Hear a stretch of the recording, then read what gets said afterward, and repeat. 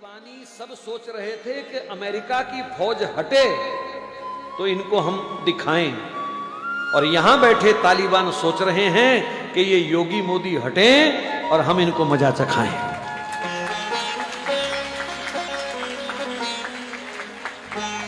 और अगर तुमने इनको खो दिया तो फिर अगले 50 साल तक, जब तक हमारी जिंदगी, मैंने इसलिए 50 बोला, जो बैठे हैं कोई 50 जिएगा, कोई 20 जिएगा, कोई 10 जिएगा, भगवान के हाथ है वो तो। सिवाय रोने के हमारे पास कुछ नहीं होगा, हाथ मल मल करके छाती पीटने के सिवाय हमारे पास कुछ नहीं होगा। मैं उनका पक्ष सिर्फ इसलिए लेता हूं कभी कभी क्योंकि इन्होंने हमारे धर्म की सेवा की है, इन्होंने निष्काम होकर के हमारे देश की सेवा की है।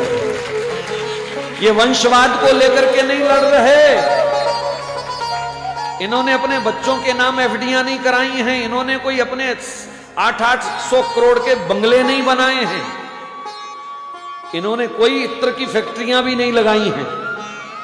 इनका जो कुछ है वो देश के लिए है, देश के हित में है। एक प्रधानमंत्री की मां और 10 बाई 10 के कमरे में रहती हो तो उस बंदे के तो चरण धो के पीने चाहिए हिंदू समाज को।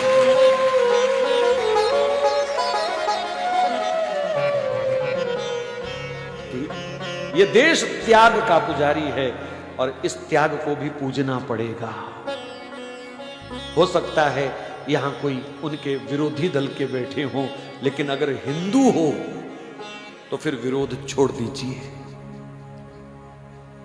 बनता ही नहीं है विरोध करना भैया, किसी भी एंगल से विरोध बनता ही नहीं है। वर्तमान समय तो कहता है एकजुट होकर के आंख बंद करके समर्थन करो। बस जो मेरे देश के साथ खड़ा है, जो मेरे धर्म के साथ खड़ा है, जो रामकृष्ण के साथ खड़ा है, जो गाय माता के साथ खड़ा है, हमको उसी के साथ खड़े होना है। बस बात खत्म।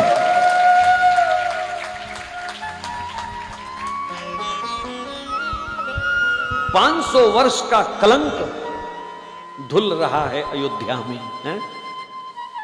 और फिर भी हम दूसरा कोई चिंतन दिमाग में लाएं तो ये बदकिस्मती के सिवाय और कुछ नहीं है।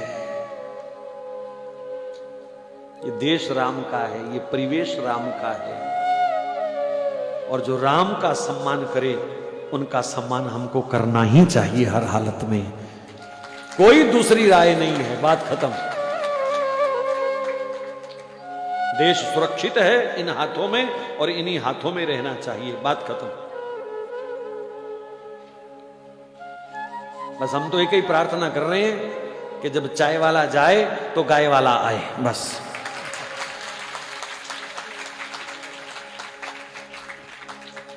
और कोई मंशा नहीं है, बस। ये परमात्मा ऐसी विभूतियों को कभी कभी कृपा करके भेजता है। धनुष्मान लेके स्वयं वो बहुत इमरजेंसी में आता है,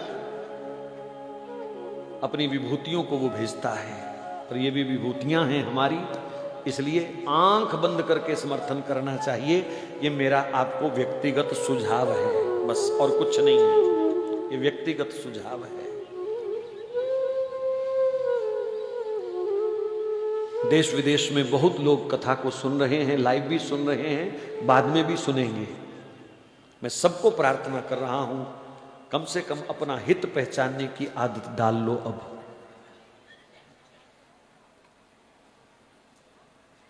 ऐसा अवसर दोबारा नहीं आएगा हमारे पास।